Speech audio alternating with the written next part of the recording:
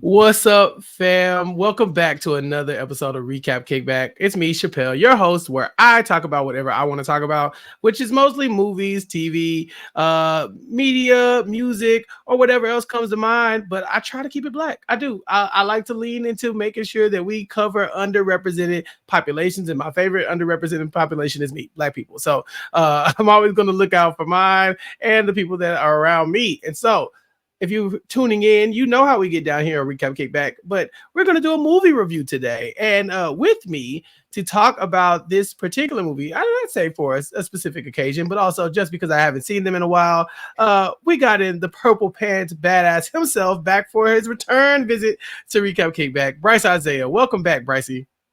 They not like us. They not They like not us. like us. What is poppin', Chappell? Thank you so much for having me back. I'm excited.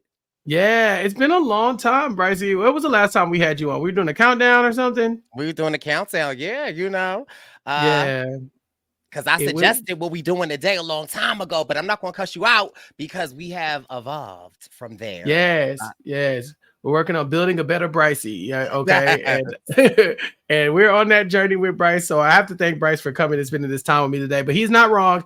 Brice suggested that we do a movie review a long time ago. So anybody who's been following the journey between Chappell and Brice, we used to do movie reviews all the time on the Purple Pants podcast, but then we yes. got super busy. Brice is hella famous, so it's really hard to just nail down a time to get in the room with Bricey. But for old time's sakes, we're bringing it back, and we're going to talk about a movie that Brice said was very important to talk about him last time we talked, and it is Holiday Heart, starring Ving Rhames. And I think, Brice, this might be the perfect time to do this because, as you know, it's June, it's Pride Month. Yes, I think it's so important with the last month of Pride Month here and Holiday Heart. I remember seeing Holiday Heart because it came out in like 2000, so it's really not Mm-hmm. that of an old movie. But that was 24 years ago, and I was 7. So Right. Mm-hmm. it is so interesting, and rewatching it is I had so many thoughts and feelings, but I just think it's so important. And it really does have a good message. And what better way than to end Pride than talking about Black queer people, talking about Black trans. I think that it's so important. And it's a feel-good type of movie. I also feel like it's a very Black movie, right? Where I feel Mm-hmm. like just from some of the situations, some of the costumes, and it's not a high budget movie either.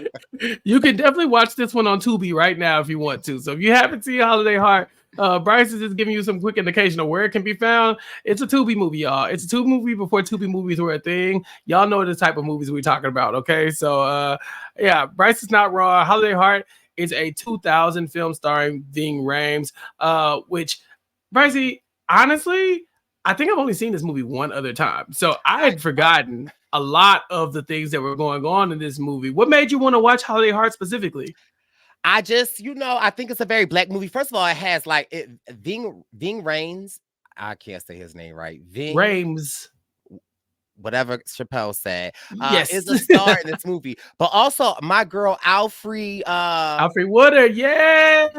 in my opinion, she's the bigger star out of the two. But Ving Oh, yeah. does Mission Impossible, so I think he's a little more recognizable to a wider audience. But my girl Alfre is Mm-hmm. a legend, is a queen, is in so many staple movies. But I don't know. I just remember seeing this movie. And I'm like you. I only seen it one time, but I Mm-hmm. just remember, and I remember as a young queer myself, I remember watching this, and I want to say I watched it with my family, right? And I was like a little uncomfortable watching this movie because I feel like it was like touching on some things that, young queer Brice wasn't really ready to have those conversations, or just even a conversation about Black queerness in movies, like with my family. So I remember being a little uncomfortable when I first watched it, but going back, it's like it's so endearing and so there's just a lot of things that emotions that I never would have thought watching it back then, watching it now. And also, I just also feel like I want to talk about pronouns, right? Because Okay. pronouns in our society are a very big thing. And I think like how people want to be addressed is so important. But I think when a character like Holiday Hart, who is the main character, and in all intents and purposes, right? Like Holiday does drag. But he Yeah. definitely, or I should say they refer to themselves as a man, but I Mm-hmm. really feel like they're non-binary, right? Like I really feel like a Mm-hmm. lot of times when pronouns can be used, they use holiday as a pronoun. And so I think it's so important because I even think in a portion in this movie, right? Where Holiday is talking, and I think that Holiday is an older generation of us. And I feel like, sorry to go on this rant, but Do this your movie thing. here, this is what we talking about, right? Like, I really feel like there's this huge narrative now where it's just like, y'all trying to make the children gay, you're pushing the gay narrative. And it's just like, bitch, what narrative? And I think that The Holiday Heart agenda. is such right, the agenda The is agenda. such a interesting topic, right? Because it's like, first of all, queer people, gay people have been here since the start of time. However, it was how they assimilated into the community because we always say this before, but like I got a Aunt John, right? Like I got a Aunt Mm. Kim or I got a Uncle Kim, and like Uncle we've Pat. always had Uncle Pat, right? Uncle Pat. Or Uncle Pat and Linda been roommates for 27 They best friends years. like Queen Latifah and her roommate. Exactly. Mm-hmm. But they only got one bed in their house. And Mm. so it's like interesting how the older generation had to deal with things. And I think the older generation was really trying to survive because being gay, being queer, being out, is still very dangerous and it still is like threatens your life. But it was such a different generation. And so I think the way that Holiday handles what he handles is so interesting because there's just a point in the movie where he even says that, like, I've never been in the closet. I've just been discreet because I had to be for my safety. And so it just brings so many interesting nuances because as I was watching the movie, I'm like, would we consider Holiday trans? And I don't think that we would because Holiday addresses themselves as a man, but they're just very androgynous. And so I Mm-hmm. also think now, here's where it's going left a little bit, but I also Do your think, thing. Charles, your lunch is ready. Like, Miss Netta. Miss Netta, I really feel like Miss Netta is. I could compare Miss Netta to Holiday in so many different ways, but now the internet is tearing Miss Netta down because Miss Netta's a mess and cussing people out. But again, I also feel like Miss Netta identifies a lot with Holiday, where I think when Miss Netta and them first came out, Miss Netta was trying to say like she's not transgender, she's not in the LGBTQ plus community because I also feel like Miss Netta is. If this is Just an a little. elevator, I don't think Yeah. the elevator go all All the the way way to up. the top But all the time. Maybe not all the right. time. And Yeah. so and Miss Netta like was essentially like, this is who I am. Like I don't need to identify as anything. This is just who I am. This is what I've always been. And I think there are a lot of older generations that kind of feel that way. But that's what I love about this younger generation and this new generation that like they're here, they're queer, and they are living their lives loud, live, and in color. And so I love it. But I also feel like when you have this older generation, I don't think you should like bash them about not using the right pronouns because it's like they have come from a different time than us, right? And it's, you just got to respect it. So I don't know. I just think there's just so many nuances in this movie that are just great. Yeah, I think we're gonna have fun talking about this today, Brice. So, for the people who are not familiar with Holiday Heart, Brice just outlined it a little bit for you. But Ving Rhames plays a character named Holiday Heart, who is a drag queen who is basically befriending a single mother and her daughter throughout the entire movie. Holiday has a very protective spirit about them. And so the entire time, he really kind of got his cape on. I'm going to try to save this person. I'm going to try to save this person. I'm trying to save this person, all while living his life as a large Black gay man. Holiday Heart, Ving Rhames, he's not a small person. You know what I'm saying? But he's giving a lot of very effeminate energy throughout the movie. And it's a very interesting take on this story. Now, I remember watching this when I was younger, but I was a kid. And so I remember thinking this was a comedy. And now watching it, watching it older, I'm like, okay, maybe I shouldn't be laughing at Alfre Woodard's character, Wanda, because Wanda, for an 8-year-old, 9-year-old kid, I was like, hey, this is kind of funny. Wanda's a mess. Wanda on that bike took me out, Brice. I can't lie to you. I might have laughed a little too much. That is the scene that I remember the most, is Wanda in the bike. And I couldn't remember where it comes up at. And when I watched it, I was like, damn, not it coming up at this point, and not this is how like it ends. It's crazy to me. But like you, I watched this as a child, and I don't know if I thought that it was a comedy. But I also kind of feel like I thought it was maybe like a Sister Act movie, because the movie starts off with Holiday doing drag, and they're a drag performer at this well-known drag place in the city that they're from. But watching it now, Holiday was a horrible drag performer. Like, I was like, what in the hell is going on here now? Again, Holiday is doing the best that he can. Also, let's just call a thing a thing. Again, this was 2000, but why are we getting a heterosexual man to play a part of a drag queen or a trans woman when there are so many beautiful trans women out here that could play and kill this role? Although I do think Ving Rhames did an amazing job. But an important part of this movie that I really want to talk about is that what I didn't realize as a child to now is that a huge part of this movie is about Holiday having a broken heart. Holiday was in and let's also talk about this. Holiday was in a down low relationship that he highlights and loves and like lives his best life about, but his partner died, and Holiday just is essentially depressed, hasn't really been like, living the life that he wants to live in. And another funny thing that I think about this movie is there's this big thing about Holiday wanting to start over and go to Paris.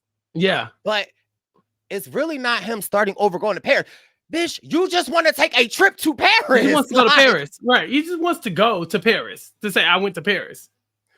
But the way that they bring it up in the movie, it's like, I'm getting out of here to go to Paris. But it's like, no, you mean you just want to go to Paris for 7 days and come back? Well, he wanted to go for a long time, it seems. But then it's like the people at home just be dragging Holiday back. It's his heart, Brice. It's like he wants to go. He wants to go. There's nothing for him in the United States. He's lost the love of his life. They always wanted to go to Paris together. So Holiday's like, F it. I'm going to go to Paris, find me a new love, and start over there.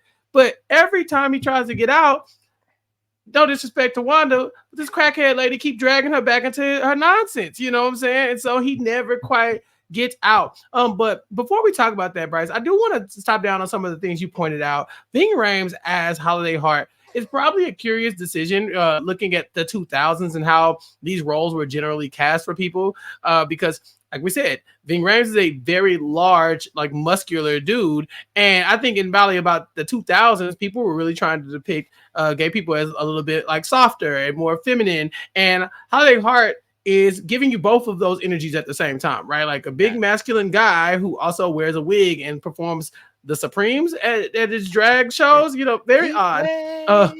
Right. I'm like, you got the baby love, but Holiday, what? And so anyway, so Ving Rhames is who they chose, and I think he did a great job. However, you were saying that there are probably other people who could have played these roles, and I'd probably agree, with what we've been seeing in recent days and recent movies and television, is that even if you cannot find a trans person to do this role, a drag queen, a drag queen who actually practices drag, who probably wants to be an actor, could have done this role as well. Do you think Ving Rhames was a big name at the time? It is 2000. So I think he was a big name. And I also think that, like, and this is the caveat that they say sometimes with black men, in order for black men to make it big, this is, I think if you watch Club Shay Shay with Cat Williams, he says this, that like a lot of black men have to put on a dress and wig in order for their career to go to the next level. And so I think that, I don't necessarily think that's true, but I definitely think that there is a part of that catalog in the early 2000s that I think is partly true. And I think that Ving wanted to add this to his catalog, but I completely agree with you though. Like I think of like Bob the drag queen, who was allegedly on Trader season 3. Like he would have been a great person for this. Miss Netta, T.S. Madison, RuPaul, I think would have been great. Also, I think Tuwan flew and like with Patrick Swayze and like Wesley Snipes. and that was a huge hit movie. And so again, I think Ving Rhames was like, "Oof, let me get my chance at doing this." But I do think that although as unbelievable as the character that Ving Rhames is, I also feel like trans and drag and people that do drag come in all different shapes and sizes. And there are some people that look like Ving Ring or Ving Rhames. Yeah, they look like that. And so I think that he did a good job. Like they're just like the things that I didn't like was, oh, the honey, ooh, girl, child. Like I like that was like a little cringy to watch. But I also thought that there were so many other moments where I was just like, wow, he's doing a great job. I also just want to talk about Holiday and this love that he kept talking about, which and again, at first I'm like, this is really sad that like he's lost the love of his life, but really it's really sad because it's like it was a down low relationship. Like I guess in their own home they were comfortable, but we see a flashback to Holiday at the funeral, and and true Black fashion. The funerals is the last place that you're going to see a lot of family members or people, and so it's like it's weddings and funerals, I feel like in Black culture that it's either going to go really, really nice or ish is going to pop off. And Holiday was popping off at his partner's funeral, essentially like letting the family know that they were lovers and that Holiday is going to miss him. And he liked one of Holiday's songs, and Holiday was doing a rendition of a song that I was just like, now, why are you doing that, Holiday? Did he do Baby Love at the funeral too?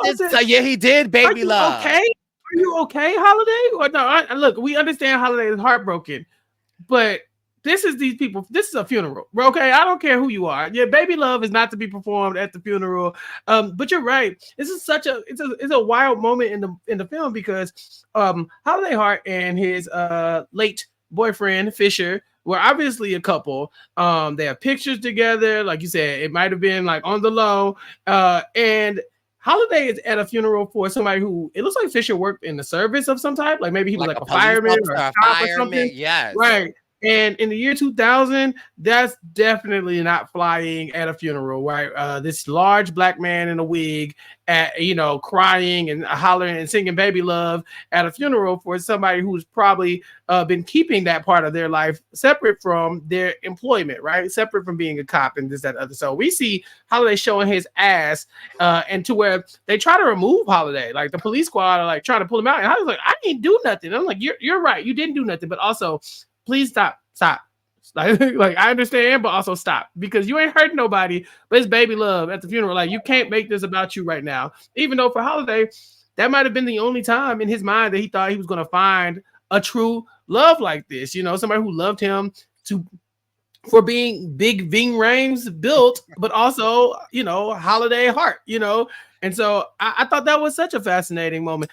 And there's probably other reasons why too. It was an FU moment for sure, though, right? Because yeah, Holiday also is like the choir director at church, and Holiday is in church all the time. And we see Holiday dress up in like, again, very androgynous, like maybe like overflowing suits. And so Holiday doesn't always dress in drag. And so I think that it was a conscious decision for Holiday essentially to be like, you know what, y'all didn't accept us for who we are. I'm going to come here and show my ass. And I think that really was Holiday's just FU to the family, which is it's deep. One of the shows Brice and I talk about together on the Purple Pants podcast, and that I hope we will be talking about a lot moving forward if they ever decide to release the footage, is P Valley on Stars. And Brice, does Holiday Heart give you that same Uncle Cliff energy? Because I can't unsee it. Absolutely. I think that Holiday Heart is like the evolution of Holiday Heart is Uncle Cliff. Uncle Cliff. And again, I also feel like Saucy Santana is Big another Frida? evolution. A Big Frida. Like, right. I just think that, you know, being gay, we're not a monolith. We come in so many different sizes and shapes.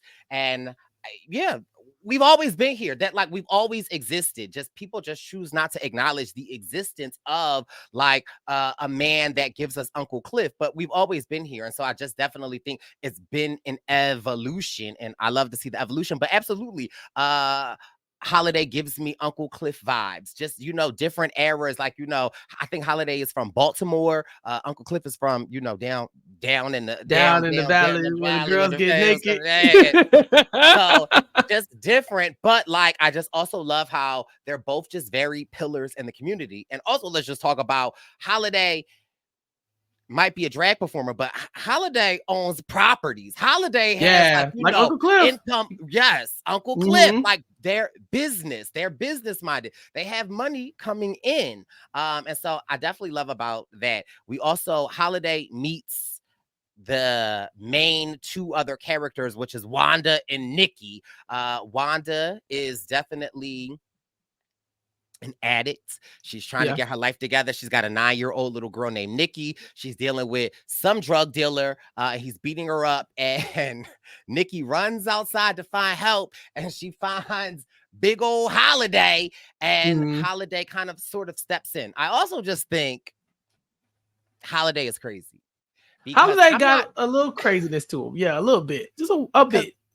I'm not walking down the street and somebody, first of all, I'm minding my business because, you know, where I'm from, you can get shot. But shout out to Holiday for stepping in, and not only stepping in to help Wanda because she's like, you know, getting, being abused by her lover, but he brings them in to his duplex that he owns. And he's like, we'll worry about the rent later. Just get you guys settled in. I'm pretty sure me stopping you from getting beat would have been the extent of my, you know, hope y'all all right. Send my well wishes. You take know, care. You know, be take safe. Care. Here's a knife. Take it with you. You know, that kind of thing. Y'all need something on y'all way out.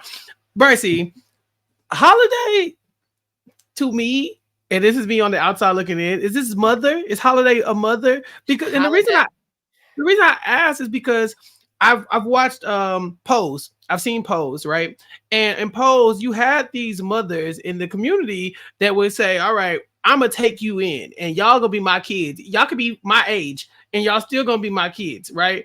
And I got so much of that vibe from Holiday Heart. And I don't know if it's because Holiday Heart obviously does not have a family that's around, like a blood family that's around. So he has to go and select his own family. But Super Save a Whole Holiday literally took these people in after getting in a knife fight essentially for them, put them in his home and said, you ain't got to worry about rent for a while. Y'all good here. And just adopted them all as his family, where a wise person would say, do not do that. That's unsafe. This woman is a crackhead and you don't know her, you know? So do you think it's just like a community thing? Do you think this is just like a staple of being a big, strong man in a world where, you know, he doesn't have a lot of family, where he can use his protective instincts to kind of bring people to him? Because I thought that was crazy too, Brice. Oh, yeah. I think that Holiday is just the name of the movie, Holiday Heart. And I think that Holiday is just a caring, giving, loving person. And so I don't think it's really indicative of his sexuality. I think it's more like that's just the person that he is. And again, I think me rewatching this movie from the start, I discovered that Holiday's in a depression. Holiday is not happy. Like, he wanted to start a family with Fisher. Fisher died, and now Holiday is just looking for something. And sometimes when you're looking for stuff, it doesn't come in the shape or form that you want it to come in, but it's right in front of your face and you have to realize it. And so I think that Holiday was just doing a good job. But also, okay, so no, I'm lying. I think really, because we're going to fast forward a little bit, because we talk about it. Yeah, let's do it. There was a point in the movie where Wanda kind of sort of relapses. Wanda is, first of all, addicted to drugs, and Wanda is addicted to bad boys. Yeah. She like a drug Okay. dealer. She like drugs She and like drug a, dealers. okay, now my jock, she can miss me with the drugs, but you know that essence of the dealer. All right, Wanda, I'm with you. I understand that. You're like, I Okay, see it. Where is Bryce's little murder? Where is he at? where is Little Murder at? I get it. I see it, Wanda. And so Wanda gets a new man in her life, and we can talk about him later because I also think that that character is like so problematic. I have However, so many problems with that character, and I cannot wait to get there. You ain't lying. it kind of pissed me off. But so Wanda actually is acting brand new, which is wild to me because, Because, ma'am, ma'am, you're living in my house. I'm raising your daughter as my daughter. What are you talking about? And you gonna flip the script on me like that? Wild. But there was a point where Wanda is coming to confide in Holiday. And Holiday is just like, you think you're the, like, I understand you're struggling with addiction, but you think you're the only person that struggles with things. And then he shares a story with us that his mother was being abused. He sought to defend his mother from getting abused. I believe he actually unalived the person. Mm-hmm. And trying to protect his mother. His mother then turned on him and wanted him thrown away. He got sentenced. He was in jail. He was abused in jail. He was in jail from 16 years old. And I would assume that Holiday just didn't one day turn into Holiday Heart. I would assume that Holiday was always Holiday. And so while he was in these group homes, he was abused. And so we see this story where clearly Wanda getting abused obviously would have had to bring him back to his childhood, which is why I think he took them in the way that he did, not just because it was just any old random person, but we learned that about Holiday in his family life, and that his family didn't really want anything to do with him, and his mother was being abused. And so for him to see young Nikki asking for help, of course, I feel like he had to step in. Yeah, and Nikki is an interesting character as well because Nikki will be the one who she's more like the adult in the relationship between her and her mom, and we see that a lot of times in in families where the parents aren't around or they're abused or something like that. The children will take yes. Exactly. The children will take a more adult role because they know they have to. They don't have a choice, right? And so Nikki will tell us throughout the film that she remembers how life was before her mom got on drugs, and now she knows what life is like now that they are on, like, you know, that her mom's dealing with the addiction. And so we'll see her waking up on a pallet and looking very happy just to have a safe roof over their head and not be dealing with the abuser. And, you know, of course, she's dealing with her mom too. Wanda's promising left and right, I'm not going to be around no drugs. I'm not going to be doing any drugs. Brice, I want to get back to my writing. I'm doing poetry. I'm going to get into Essence magazine. Her mom is telling her everything that she wants to hear, but you can tell on Nikki's face, Brice, that she's heard these stories before and that the relapse could happen and she would be prepared for it. Even as a child, I think she graduates from middle school in this. So she was 12, 13 years old? Right. Yeah, baby.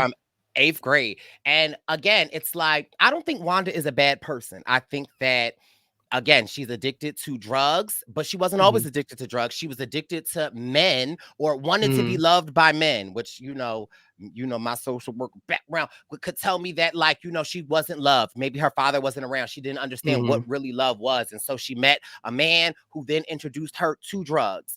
And after she meets Holiday, and Holiday brings Nikki and Wanda in, a honeymoon phase. Like, they start to, you know, really nest in this home. They're creating memories. And there's even a part where one night Holiday is laying on the couch and kind of like spooning Wanda because it's raining. And Wanda is sharing with Holiday that, like, on nights like this, she craves the drugs, or she wants to use. And so it's like, in those moments,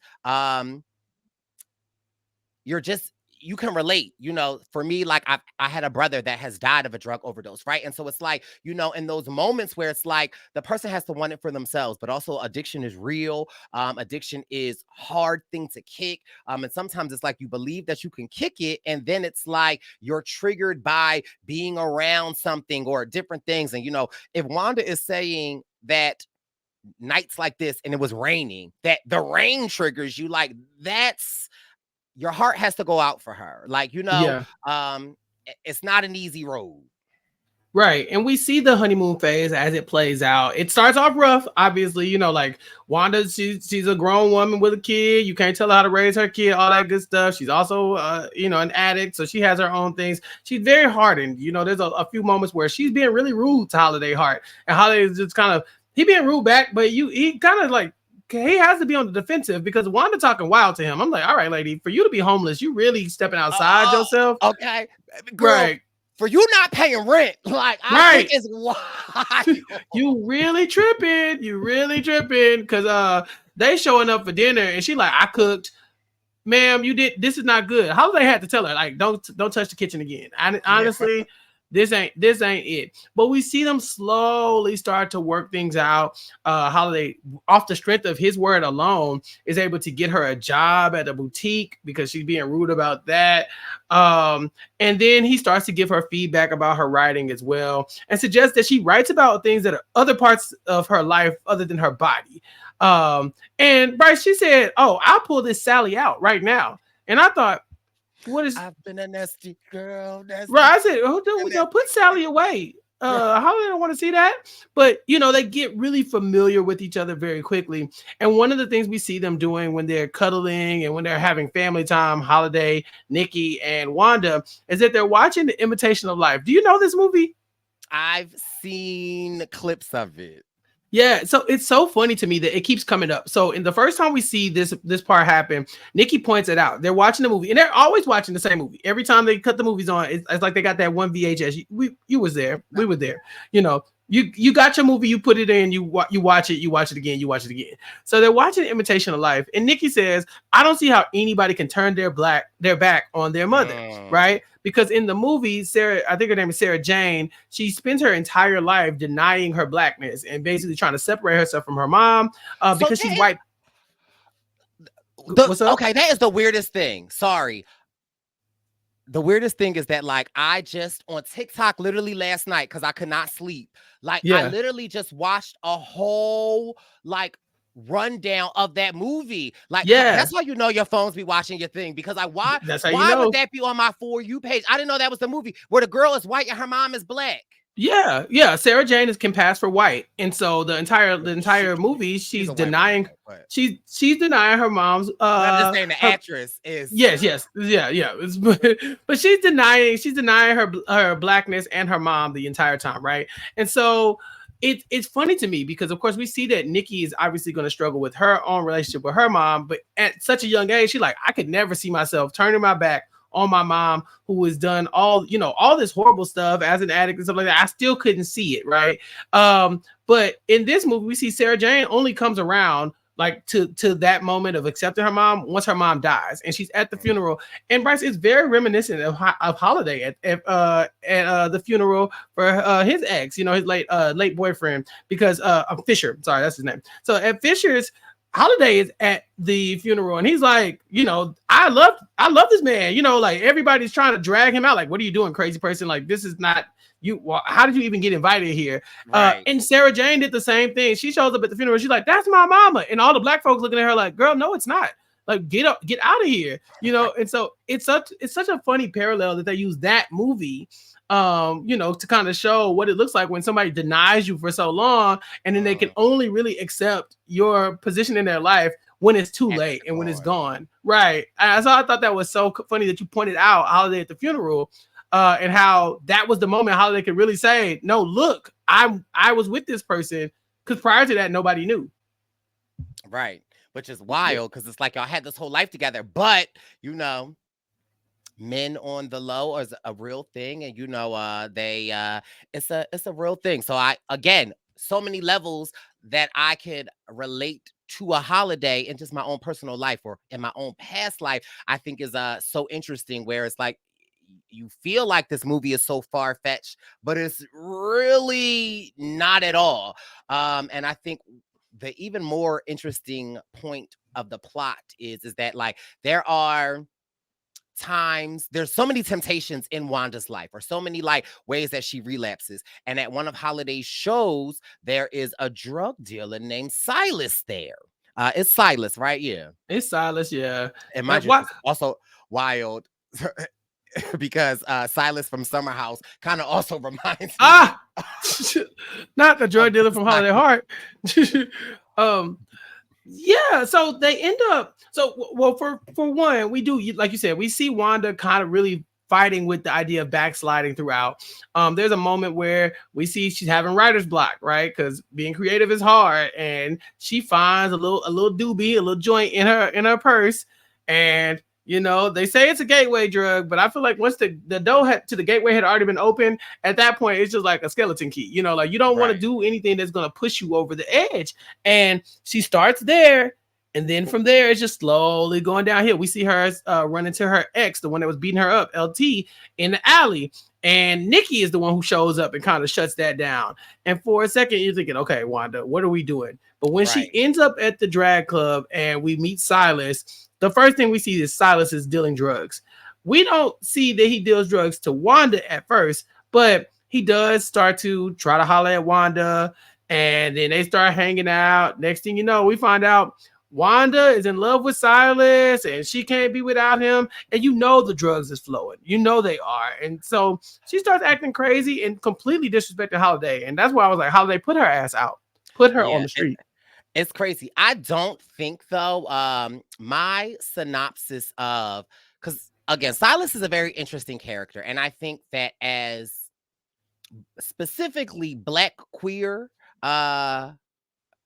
people, or let me just even be more like direct with myself, like Black gay men and like heterosexual Black men, I think have such an interesting dynamic, right? Because Silas is very clearly homophobic, does not like gay people, and is very dismissive of Holiday. Once Wanda and Silas get together, he comes to All the right. drag place, or he comes Yeah. to like Holiday show, and essentially is telling Holiday, Nikki does not need to be around this type of influence, to stay away from them. He will pay them rent, but essentially to like move on and get them out of your life. Like he is the father figure in their life now, which is also wild. But Wild. a part of me also is like, well, okay, well, if you're going to pay rent, then maybe I will mind my own Maybe. business All if you right. pay Because rent. maybe, yeah, if that's what you go, if I'm a landlord now, then that's why I am. Because right now I'm raising this whole family. But if you stepping in, then sir, take over. Because Holiday then nursed Wanda back to health and taking Nikki all up. Remember, Holiday is the surrogate father in this moment, or or stepmama at this point, where Holiday's going to the school plays and all that kind of stuff, showing up for Nikki. So when Silas shows up, this fool shows up with a gun to the drag show and holds Holiday at gunpoint and says, "All right, you're gonna keep charging them rent. I'll make sure you get paid. But aside from you being a landlord, they don't need you no more." Holiday Heart is a better human than I am. Because you pull a gun on me, you pull a gun on me, and you think you're gonna live in my duplex? I'll burn that duplex to the ground before I let you live in there. Are you crazy? Right.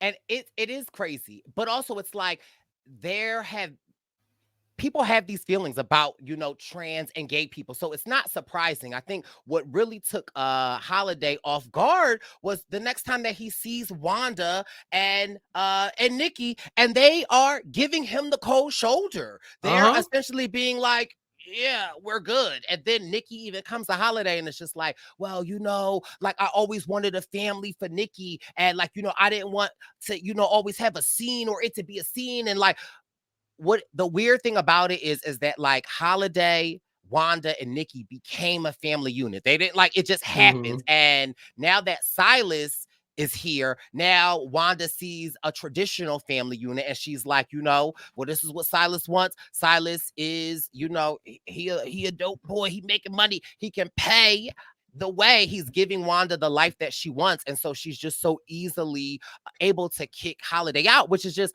wild. But I think that is even more what breaks Holiday, because again, like I just said, like someone like a Silas, okay, we saw that a mile away. Like, you know, you're homophobic, you're transphobic, whatever it is. But like for Wanda, literally a person off the street that I brought in, for you to turn your back on me. And even for Nikki, I think that was such a hard pill for Holiday. And just again, to see it is so crazy. And the one maybe redeeming factor about Silas, right? Because I was curious about this, was like, is Silas giving Wanda drugs? But in actuality, I really think that Silas was not giving her drugs, and she was running out the streets to hide that from Silas, because Silas's standpoint was like, I deal the drugs, I don't do the drugs. See, I have a hard time believing that there were drugs in that house and Wanda didn't have access to them. You know, like that's really what bothers me, because I'm thinking he might not do the drugs, but who is he? He's gonna be the one to put up a moral compass about Wanda doing them. It doesn't sit with me well, because the whole time I was thinking she didn't even need to be around a drug dealer. You know, that was one of the things she was telling Nikki from jump. Like, I don't want to be around anything associated with drugs because I can backslide. And so maybe even if Silas isn't giving her the drugs, he's definitely has now ushered her into the world where these are like commonplace. They're everywhere. He's not hiding the drug dealing from her, because we see he will eventually take Nikki on a drug deal. So if Nikki didn't been to the trap house, you know, he done took Wanda to the trap house. So I had a good hate into Silas in this movie. I'm talking about hated Silas. Hate. And also there's Holiday has a best friend or a friend named Jambalaya.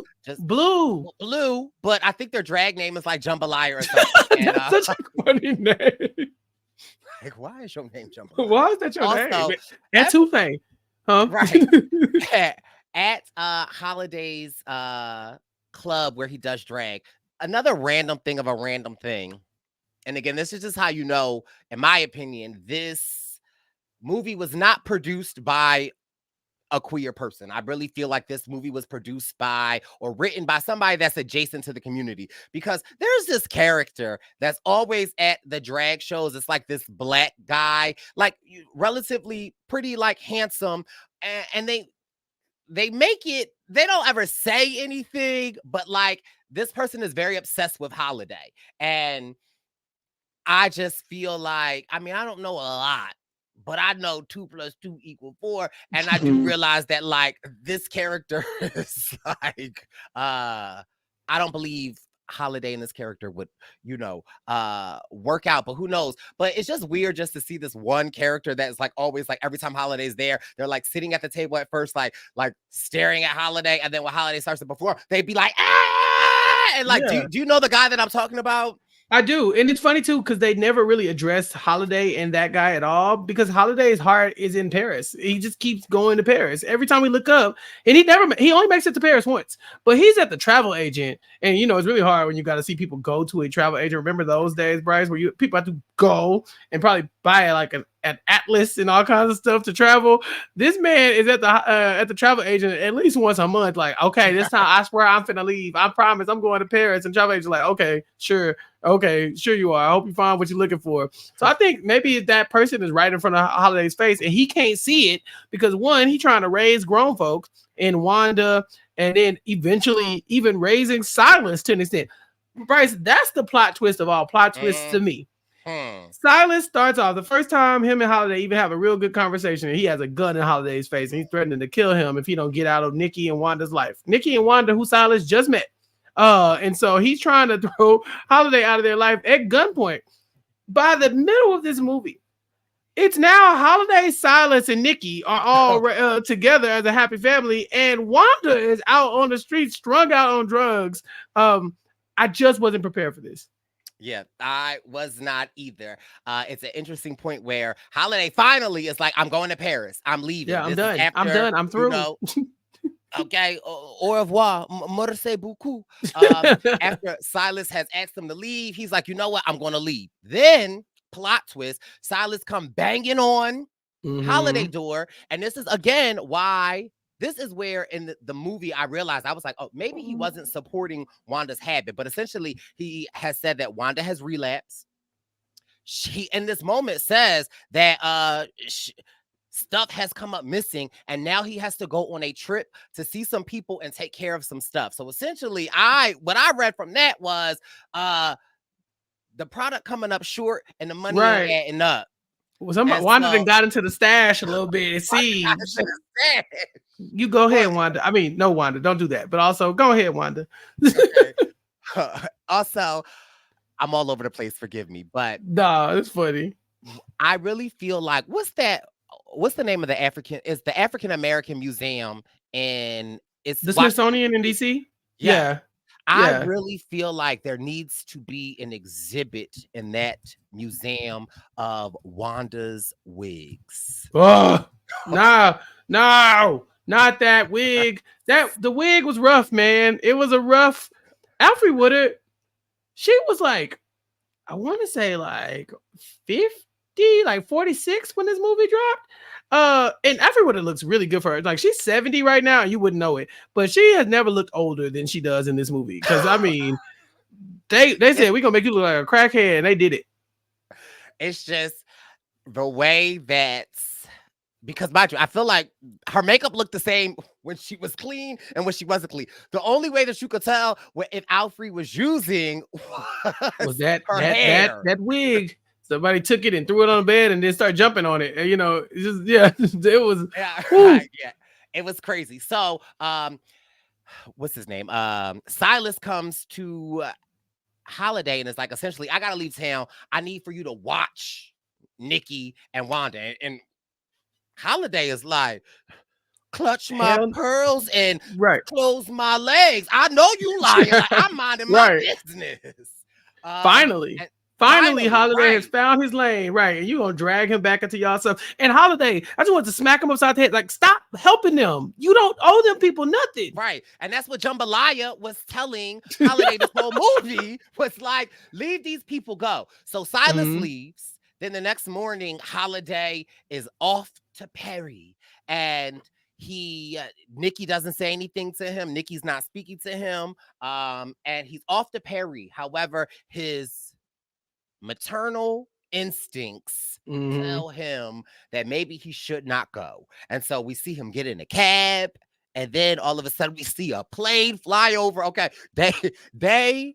In 2000, they just knew they was fucking up these transitions. Okay. Right.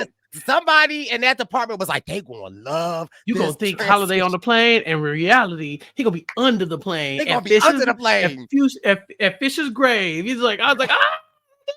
Or this movie is great for like the smoky transition too. Like it'd be like, yeah. But I didn't like that because I'm like, the way that transition, in my opinion, leads to a flashback. Right. And we don't even know how much time be passing whenever they do these transitions. It's like, that's why I couldn't figure out for the life of me how old Nikki was. I was like, she done graduated from school twice, I think. Well, I figured out. But anyway, so Holiday doesn't go, right? They do this plane transition and we like, ooh, wait, Perry. And really, Holiday is back home. Something in him told him he couldn't leave. He goes to the apartment and discovers that Wanda has been gone for days. And he's like, why didn't you tell me anything? Nikki's like, I thought you were mad at me. So then begins this chapter of Holiday now raising Nikki. Yeah, and he's hitting the streets looking for Wanda. He's searching, but in the meantime, he's really raising Nikki. Like he got her baptized, and like she's graduating with honors from elementary school. I guess I don't know, but I thought that was so weird. But at the graduation, Wanda is still popping up. She's still lurking from a distance. I remember she showed up with the weeds. It was hard. Like, I got y'all some flowers in the car. Like, stop it. Get out of here. So yeah, she's back on the crack. And Nikki and Holiday are living life like, okay, we're moving on. And this is when Nikki finally starts to age into that. Let me start asking Holiday some questions about this whole situation, because Silas had been telling them that, you know, Holiday should not be dressing like a woman and all this other stuff. And Holiday's a bad person because he's gay and all this other stuff. Nikki finally said, so you be sleeping with dudes? Like, that's what you do? And Holiday was like a church woman, like, excuse me? Holiday, you be getting down, don't you? I feel like, so Nikki did ask, do you sleep with men? But I really felt like Nikki was like, you be sucking. Like, I really felt like that was like, that's like, that's what that scene kind of gave me. in that scene. But right, so she wants to know. And again, this is where we learn a little bit more about Holiday, where Holiday's like, I've never been in the closet, but I also, which also was kind of like, but you're discreet. But he said, Brycey, this is the quote I wanted to flag up for you. He said, I marched with Dr. King and I ain't marching with no queens. And I was like, Holiday Heart, are you being homophobic? But did you hear what he said though? Yeah. But also, here's the thing though, right? But here's the thing though. Did you catch the point that he was essentially trying to make though? Like, I'm black first, right? And I think that, come on, intersectionality. I think that that's like important because also, trans women was on the front line for the LGBTQ plus movement, and the queer and the community civil rights was movement on as well. The front line in the civil rights movement. So let's not erase us from history. However, in that moment, I really felt what Holiday was essentially saying was that, like, I've marched. I've done it. But I'm old now. Like, I'm old. The young girls are out here taking the reins. And so, like, I feel like it was a negative statement, but I also just kind of felt like I understood what Holiday was saying. Also, it was just like, really, like, oh, okay. Yeah. But also, you have to remember, like, with Stonewall, trans women were at the front line. However, when it became more of a political movement, they moved our black trans women out of the way because they couldn't lead a movement. Couldn't be the face of it, right? Right. And it really became a white man's journey. And so there is a disconnect. And so again, I really do feel like Holiday was touching on a lot of different things that would kind of go over your head. And so again, I really do appreciate some of the things that what Holiday was saying. But that conversation with Nikki and Holiday was just very interesting. And I love that because I also feel like, for me, I've had those moments with, like, my nephew, my oldest nephew. I remember, like, there was a time where he was like, Uncle Brice. I didn't know what's coming. Like, I kind of sort of had the same reaction as Holiday. Like, and my nephew was like, Uncle Brice, like, are you gay? And it was like such a weird moment, but also it was like, okay, well, if any moment is for me to absolutely live in my truth and be who I am, and like not backpedal, because I don't know in what realm my nephew was asking me this, and so I wanted to be like, proud, and just interesting seeing these moments with a Holiday and a Nikki. And again, I love the fact that they're like getting to know each other, because I feel like a huge part of Holiday's story is he's a helper. He wants to help. And I think at one point in time when they were watching that movie that you were saying, Wanda even asked, well, when are you going to share with us your story? And he said, when you write that book, when you on your second book, how about that? How about you mind your own business? I said, okay, Holiday. Okay, there are certain parts where Holiday is great. Now, here is where the plot twist comes. Is Nikki, Wanda been going for a while. Then all of a sudden, Silas pops back up. Yeah. And this is what really gets me. This is why I'm telling you, this Silas man will never know peace as long as I'm on this podcast. I gotta talk about this.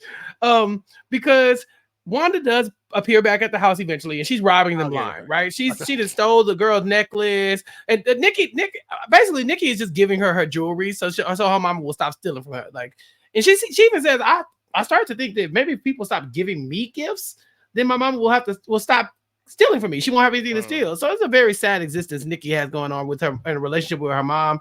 But Holiday kicks her out and says, hey, don't come back till you get yourself right. He offers to take her to the hospital. It was bad. And she even tried to steal the bike from Nikki when she was younger. Now she's stealing necklaces and earrings. And so it's a whole thing. And so Silas comes back. And Holiday, I guess, thought he was in jail, but Silas shows up with gifts as usual because Silas is a drug dealer. So if anything he's gonna be able to do is shower you with a bunch of presents and stuff like that because he got some money on him.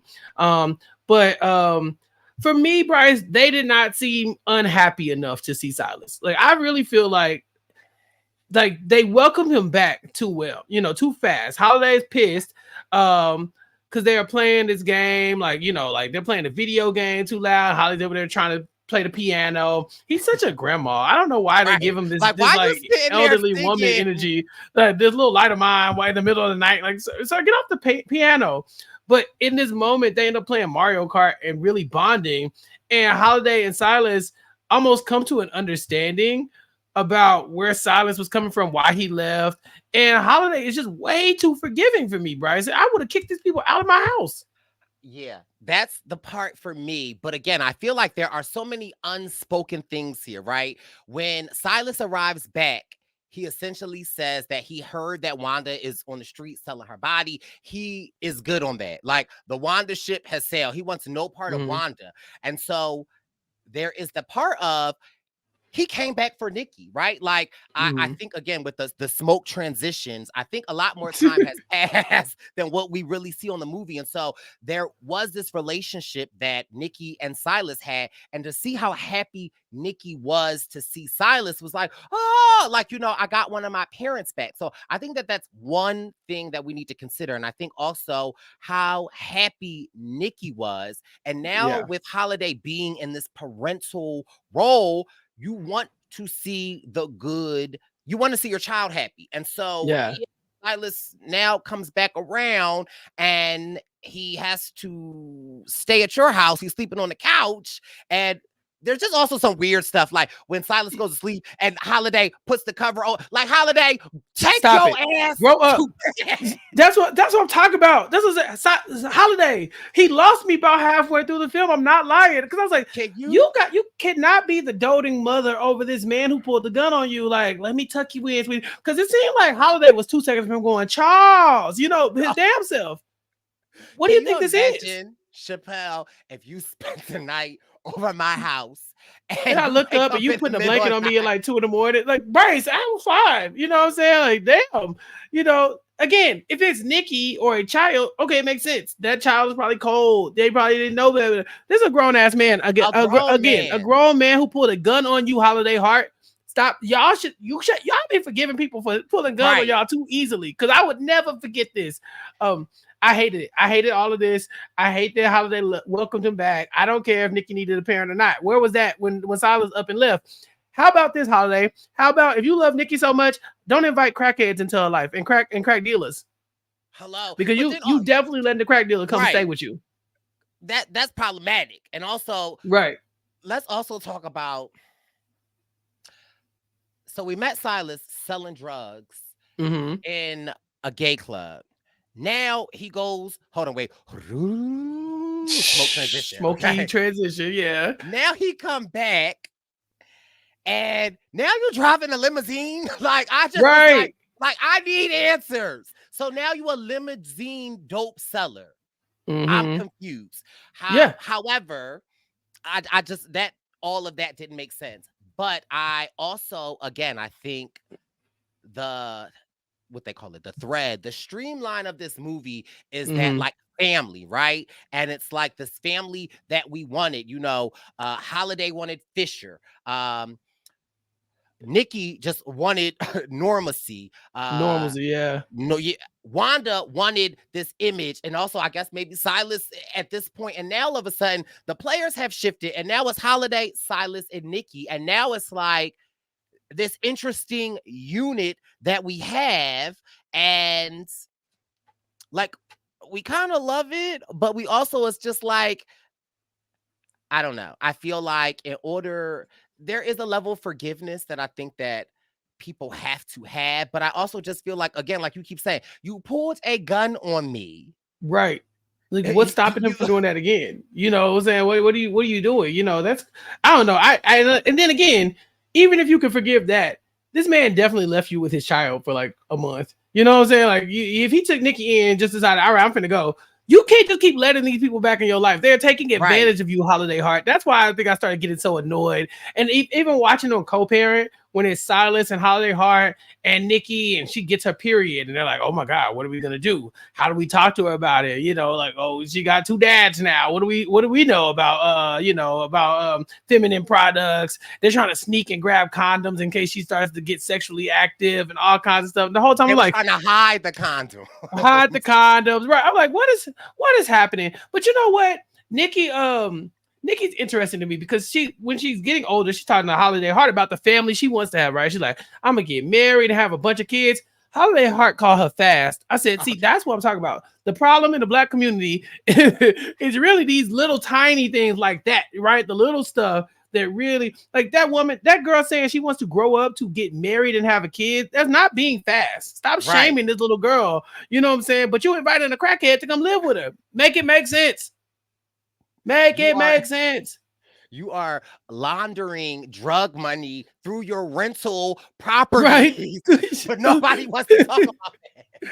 Right, like, sir, you're paying for this duplex with crack money.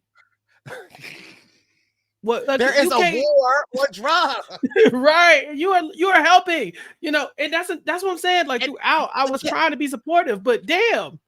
Can we also just talk about why does Silas need to stay on your couch? There is a duplex across the street. They moved in. He moved in like Holiday was his new Wanda. And I'm like, that's not it. Listen, Brice, if there was a plot twist where they actually ended up in a relationship together, I would have been so mad. I probably would have fought Ving Rhames. And Ving Rhames would beat my ass because he's a big dude. But I probably would have had to punch him. Because why did you let this happen? But I think this is somehow even weirder, Brice, is that they don't have, this is a completely platonic relationship between a man and a man who hates him. Okay, a man who was like legit tried to hate crime him. You know, also, I'm like, sometimes, you know, the people that be the loudest about the community sometimes. And again, I think I would have probably respected that twist a little bit more, where you say, okay, Silas maybe sees some of himself in Holiday Heart. Maybe Silas has an addressing apart. Nope, this is just normal. This us between friends. I did like the part when he goes to get in the car with Silas and Holiday Heart's like, oh, I'm riding in the back because I need to be chauffeured like a lady. And Silas is like, okay, get in the car. And Holiday waiting on him to come open the door. And Silas was getting ready to pull off. I said, like, I would drive Silas ain't playing with you. Stop playing. He's not doing this with you. Yeah. But again, it's Nikki loves to have Silas around. So despite our relationship, I feel like what Holiday was demonstrating was good co-parenting, right? We have some situations where people break up and they hate the father and they badmouth the father, all this stuff. And it's like, I really do feel like Holiday was exemplifying what co-parenting is. Like, if it makes Nikki happy or anything in that makes Nikki happy is great. I also think, and that's why Nikki asked and ended up at the trap house, because Holiday didn't put his foot down and say, I don't care if it makes you happy. This man is selling crack. So yeah, so let's talk about that. Silas ends up picking up Nikki from school in a limo. And I love the fact that like none of the kids outside the school give two flying F's about that limo. It's like, and so Nikki gets in and Silas essentially is telling Nikki that he has to go on a run. Mm-hmm. And it would be 2, 3, 4 weeks, but he's going to come back. And when he comes back, he's going to look at this house that he was looking at. And Nikki obviously is looking at him like, okay, obviously we know Nikki is used to people leaving in her life. And so when people come back, she's so excited, but she's traumatized. And so essentially that's like another loss for Nikki. She's in 8th grade. He's saying he's leaving. Mm-hmm. And so she has to process that. So she's sitting in the back. Silas's beeper goes off. Beep, beep, beep, beep, beep, beep. And he's like, well, listen, I'm going to drop you off home. He tried to do the right thing. He tried to. And she said, I want to ride with you. And it's like, fool.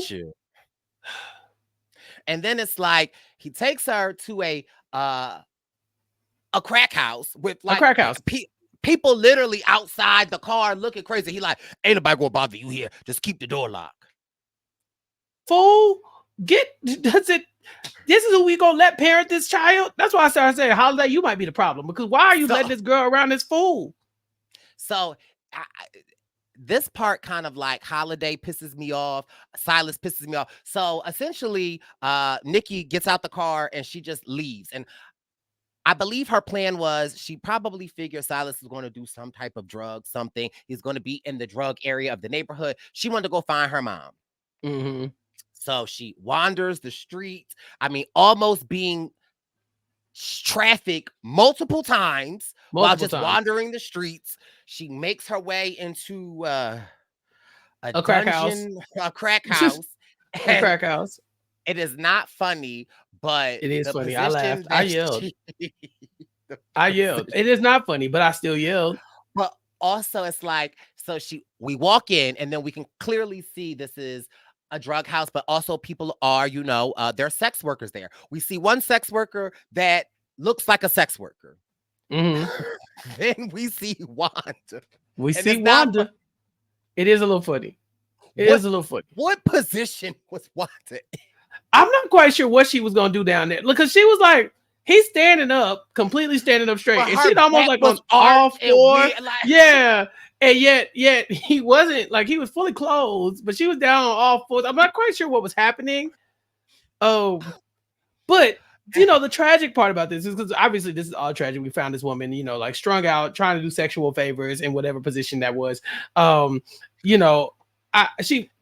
But when the man sees her child daughter, he's like, "Oh, tell your daughter." I said, "Hey, maybe your daughter could work something out." And then she starts out like, "Absolutely not my baby. I could never." But then them crack itches started happening. She's like, "Well, hold on. Now, maybe just give him a little kiss, Nikki." I said, "Nikki, get the hell out of it." See, that's what I'm talking about. Y'all stop letting this girl go around people. Sometimes you have to cut people off. You have to cut people off sometimes. You do. Even if this should have been a cutoff. So the person that was pimping Wanda, why do they all look the same? They pick the same light skin, curly, like, I don't understand that. We're looking at you, Terrence Howard types. Y'all out there. Y'all know who we talking about. Sibuel from Soul Food. Y'all know who we talking about. Y'all know. It's crazy. So the mom essentially is like, let him kiss you. And so Nikki has enough sense. She kicks him and gets away. This is the part of the story that kind of like frustrates me. So Silas calls Holiday he's performing and essentially saying he lost Nikki. And Holiday's like, "Oh!" And then, hours later, Silas calls and says that they found Nikki. The police have Nikki. He's going to get Nikki. Yeah. So why are you still at the drag house, Holiday? Like, why are you not out looking for Nikki? So Holiday got bills to pay. Okay, he said, "Look, I can't just be wandering the streets looking for Nikki. Yeah, her daddy got to do something one day. Right. Silas got to do something one day." And then it dawned on me.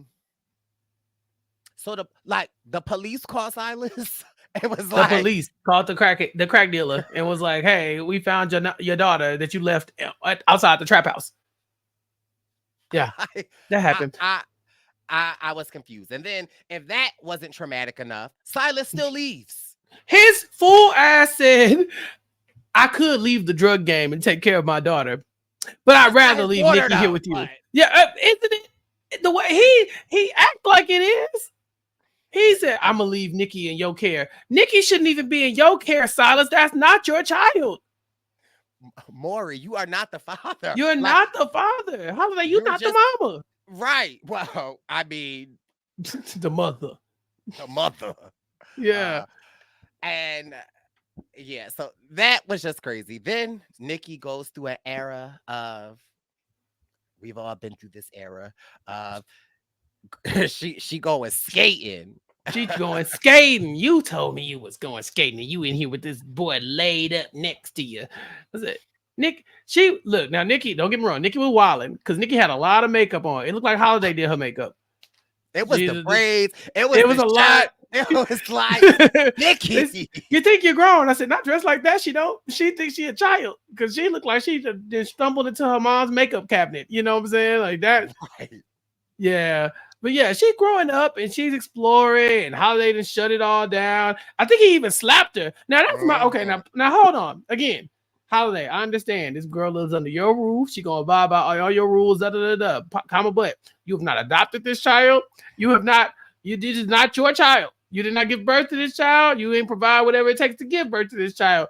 And you a big dude. You a big ass dude. You should not be slapping, open hand slapping no child. That I was like, all right now, Brice, I was calling social workers. Somebody needs to step in. Yes. But she needed to be popped though. So she did need to be popped, but he slapped her. You know that Loretta Devine where she slaps that and she's like, oh my God. That's literally what Holiday did. I said, you are too big for that. You can't just open hand slap no little baby girl.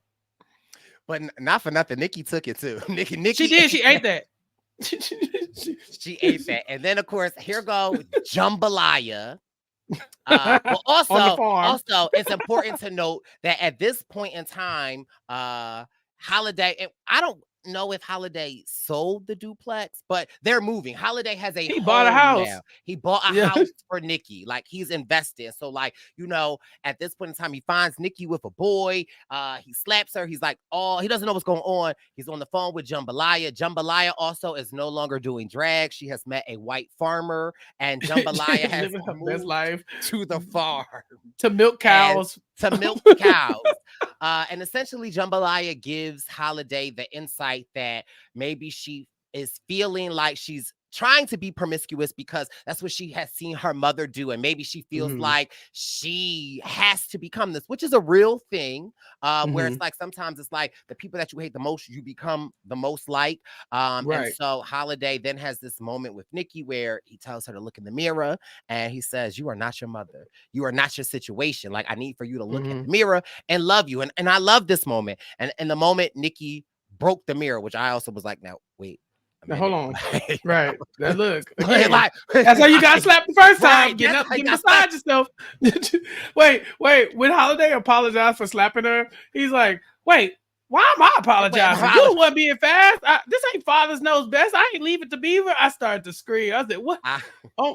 You pointed out the intersexuality between all of these things, but it is funny that a lot of times we see Holiday Heart kind of battling with like there's like this random veil of misogyny to Holiday, but then but he's like, because he's giving feminine energy, it's kind of like, okay, there's a battle there, but he's a man, but he's a gay man. But he's black, and so all of these things are fighting each other. Because some of these quotes, like calling her fast for 1 in 5 kids one day. Why are you calling her fast? Why are you slut shaming her? But that's something we very much see in the black community for a long time, was that little girls couldn't do nothing. Little black girls were getting held accountable for being victims. Like, well, if you wasn't so fast, if you wasn't dressed like that, if you weren't acting like that, then you get to, I don't gotta apologize. I'm the parent. I open hand slapped this child, but I ain't gotta apologize. Like, hold on. So it's so funny to me seeing Holiday deal with all of those struggles at the same time, and then realizing that, yeah, I am taking care of Nikki. Maybe at some point, I do have to put my foot down and actually be the parent. Now, Holiday should have gone and adopted the child. That's what should have happened. Well, I mean, right, because like, how you take her to the doctor? How are you registering her for middle school? But for school, yeah. But I digress, because I feel like those are just things that maybe would have been applied, And also, it was probably hard to do in 2000 to be a large gay man with long hair trying to adopt a child. Like, I'm sure the social workers were looking at him like, and you do what professionally? Well, I'm a landlord / drag queen. And they're like, okay, let me see your check stubs, because something's not adding up. Because now, where's the crack come in? You know what I'm saying? Because you still got a drug dealer paying your bills, Holiday. Right, you do. And yeah, it's so interesting. But I say it's so interesting because I feel like in a lot of black households, things are left very ambiguous, right? Like, for instance, now I don't know why I'm telling all of my family business, but my mom is the oldest of, I want to say 6. And she's the 7th, but she has 6 siblings younger than her. And she has, the 2 youngest are her brothers, Uncle Joseph and Uncle Tony. Uncle Tony is in and out of jail for the majority of my life. My Uncle Tony is older now. And so I remember growing up, my Uncle Tony would like just pop up at our house.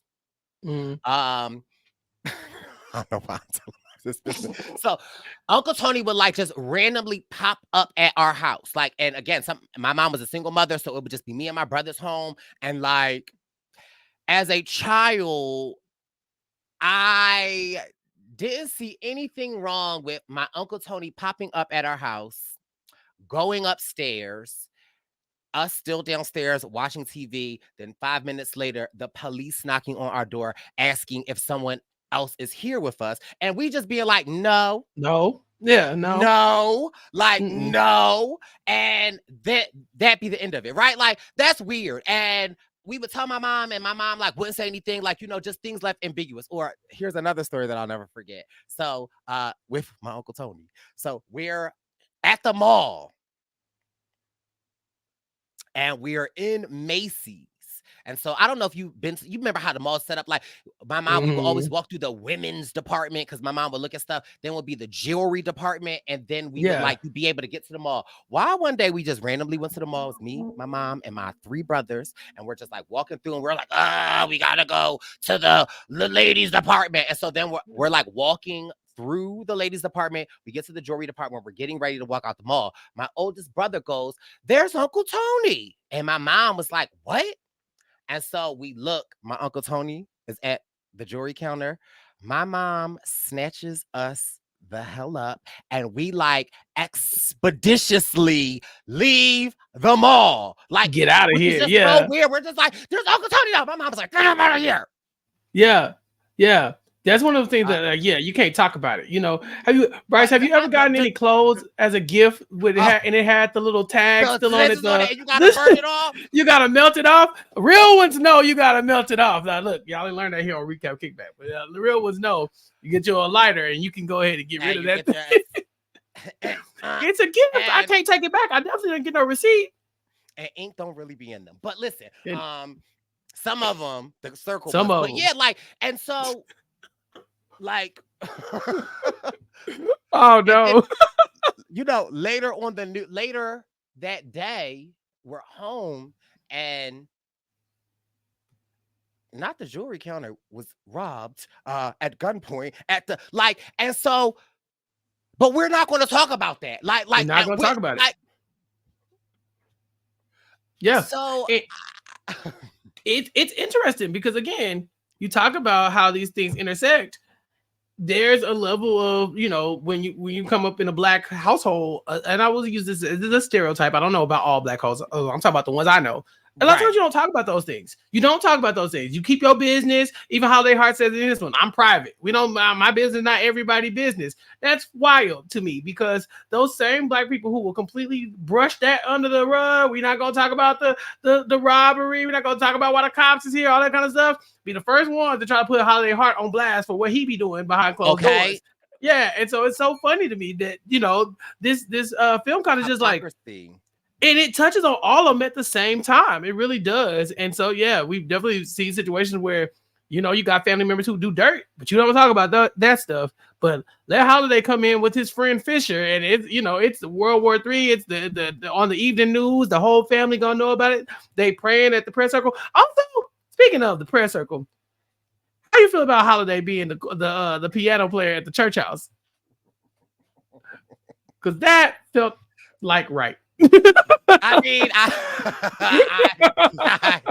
he got the choir together, but also it's like, and I don't even want to say stereotypically, but I mean, in our experience, we've seen, in my experience, but also what is just so crazy about it is so many different levels to this, right? Because also, the church that was kicking him out was the church that he serves at, but also that's his church. Right.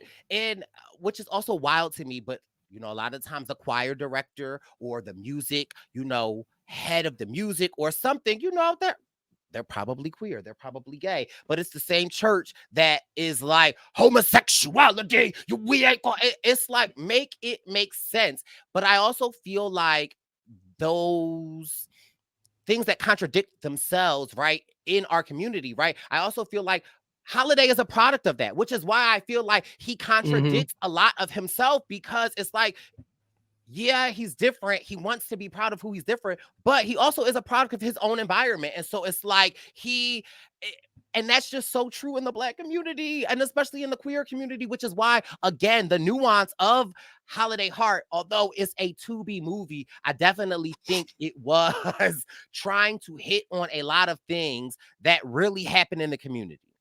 Right. Speaking of the word hit, we have to talk about the bike. Oh, why? We have to talk about the bike.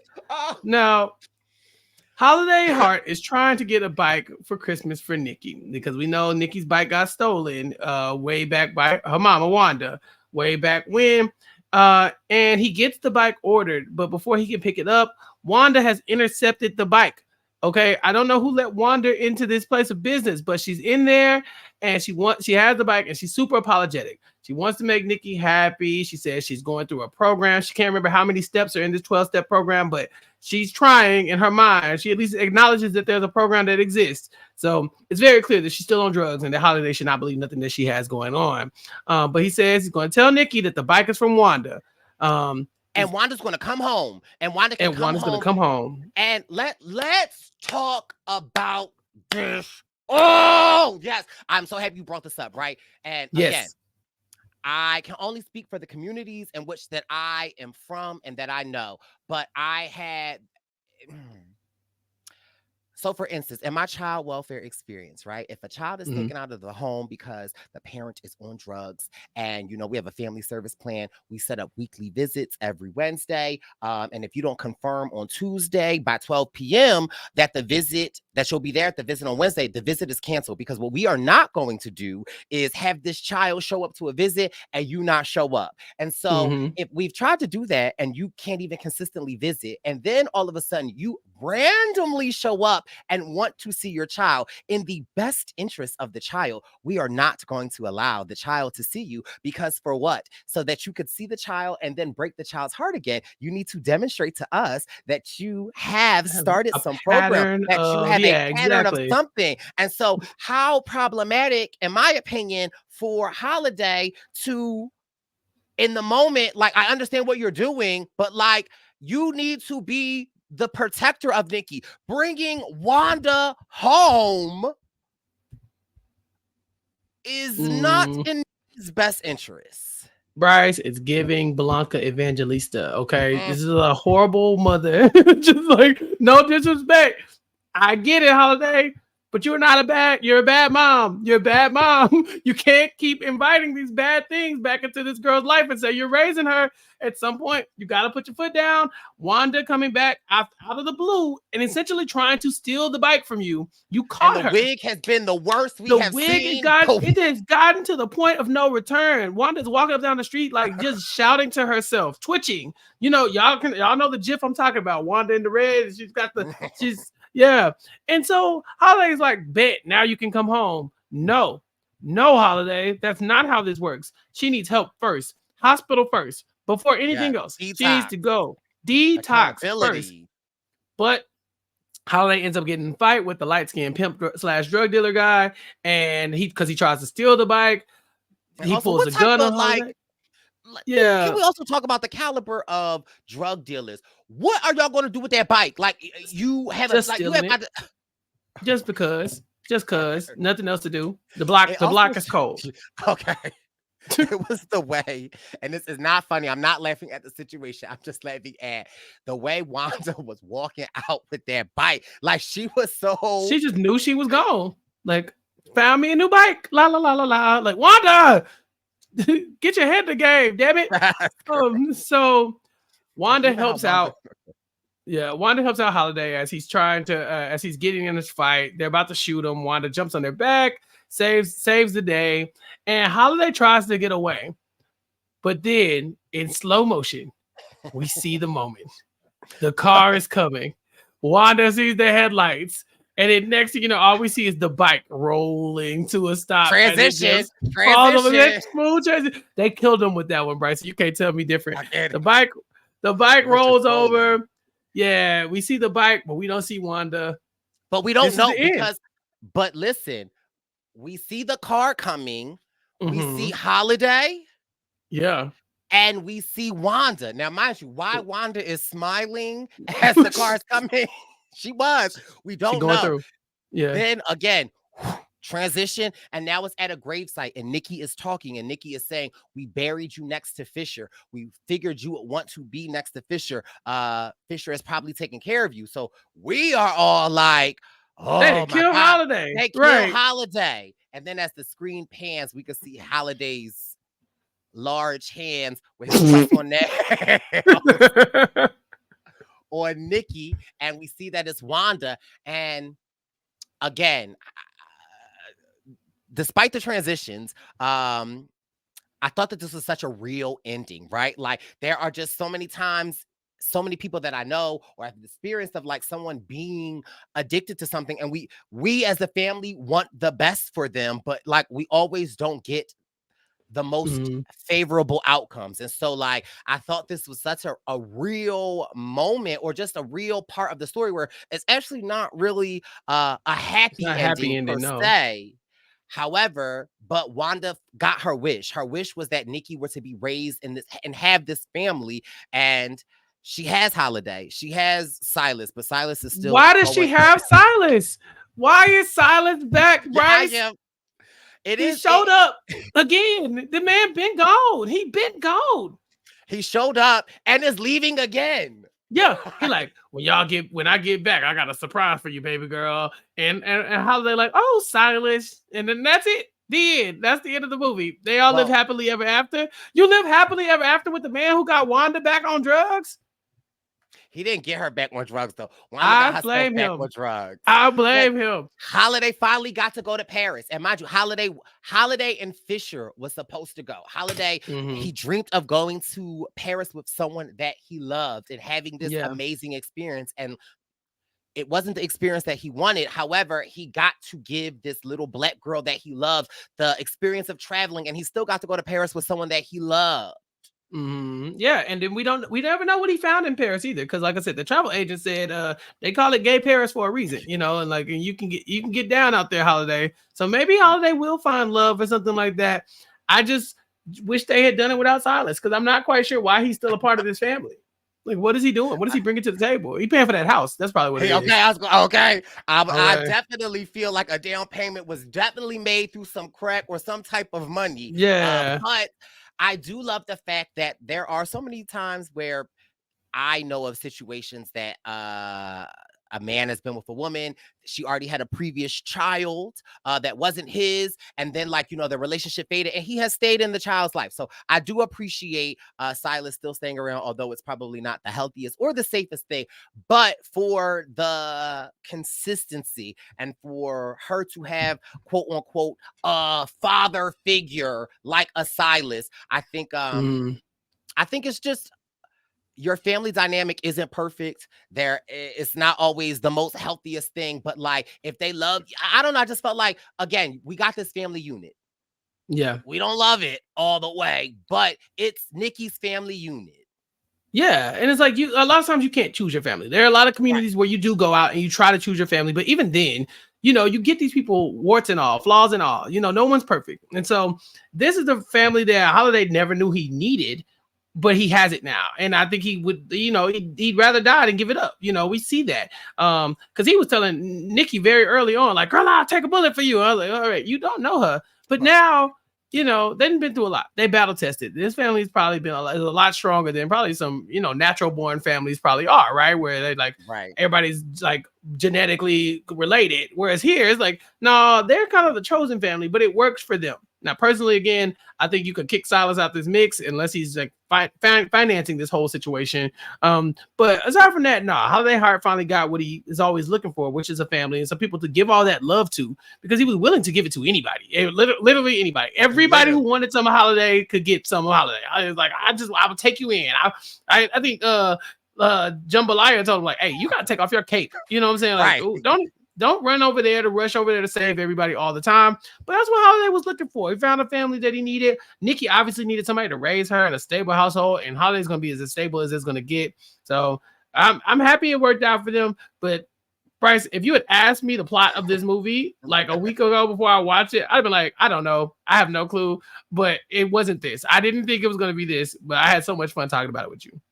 I agree. I always thought the plot, I knew Wanda was on drugs, and I thought it was more so with like Wanda and drugs, but I also remember Wanda coming back. Like I was shocked at how this ended. But no, I thank you for honoring your word, Silas, and coming back and allowing us to review Holiday's Heart.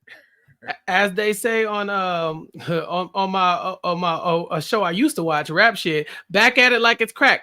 You know, And so, yeah, I of course had to have you back on, Brice. It's always a pleasure getting to talk to you. But of course, we had to do this movie review. It's been in the back of my head for a long time, ever since you mentioned it. And I thought, okay, what better time than Pride Month for us to talk about something that, really touched on a lot of, the topics that we just discussed, right? Where we're talking about, Holiday being feminine presenting, but also a big masculine guy at the same time. Is Holiday trans? Is he gender non-conforming? Is he like an Uncle Cliff type? Is he a Big Frida type? There's so many people that will probably see themselves in Holiday Heart and probably did in 2000 and couldn't talk about it, right? Saw it and was like, man, I can relate to that and I don't know how to feel about it. But now here it is in 2024 where a lot of this stuff is much more commonplace. There's definitely a ton of work to be done in the communities to make sure that these people are taken care of and that they're protected and are treated like humans all the time. But watching Holiday Heart, a movie set in 2000, really talk about the dynamic between this man who I guess these people had never seen anything like him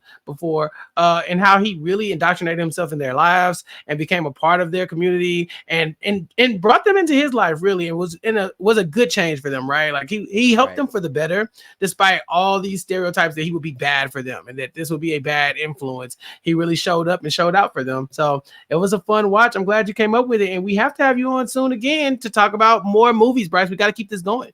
Yes, I absolutely think we should. I'll see you and Mari talking House of Dragons. I watch House of Dragons. Hopefully, of course, when P Valley comes back, I love to be back. I'm like Silas with the recap kickback. I gotta go take care of something, but I always come back. Back at it like it's crack. So, Bricey, in the meantime, before we get you next time, obviously, I again love having you on. But tell everybody what you have going on in your neck of the woods and how they can support you, because you always support me. Come on, Silas. Well, listen, I am Nikki, and the Purple Pants podcast. We are gearing up for a rewatch of Amazing Race season 5. We're going to be dropping that every Tuesday. I have my Purple Pants play-by-play where we're talking WNBA. We're getting ready to talk the new NBA rookies next week. So I have a lot of things, the Purple Pants premonitions, Barb's message. And so, always fun at the Purple Pants podcast. We're getting ready to drop the 2025 Zaddy calendar. So it's a lot of things cooking over here. So I always appreciate this. And thank you so much for having me, Chappell. It's always fun to be back home. Yes, welcome back home, of course, Bricey. And speaking of WNBA, I of course listened to your podcast about it, and I loved it. So I'm telling y'all right now, if y'all want to hear you want to hear Brice talk about the WNBA, and it is a great episode of the Purple Pants podcast. So check that out. I assembled a panel of my own, Geneva and Tracy over there from the Who All Gonna Be There podcast. They came on to talk about Power of the Dream, which is the WNBA documentary that just dropped on Prime, where they talked about a lot of the social activism of the WNBA. So while, between 2016 and 2021-ish, when there was a lot of protesting about, Black Lives Mattering and, whether the cops were targeting Black people at a disproportionate rate, and COVID and women's rights and, all these rights, and the WNBA was at the forefront of all that activism, and it's in that documentary. So I definitely strongly suggest that if you haven't listened to it, if you haven't watched the documentary, check it out. It's on Prime. The WNBA existed before Caitlin Clark? Listen, apparently, but check out the podcast with me, Geneva, and Tracy, where we talk about, the WNBA, its growth, and, some of the players' responsibility or the way they feel responsible to take out I guess a vocal position in the WNBA when it comes to activism and standing up for each other. So that was a fun podcast. Check that out here on recapkickback.com. Of course, like Brice said, House of the Dragon coverage every week. Me and Mari are tackling it, but we'll be bringing in some guests. We'll be looking for Bricey very soon. And then Brice and I are going to probably talk about some other things in the future. We talked about P Valley in the past, so we're going to try to bring that back whenever it's time.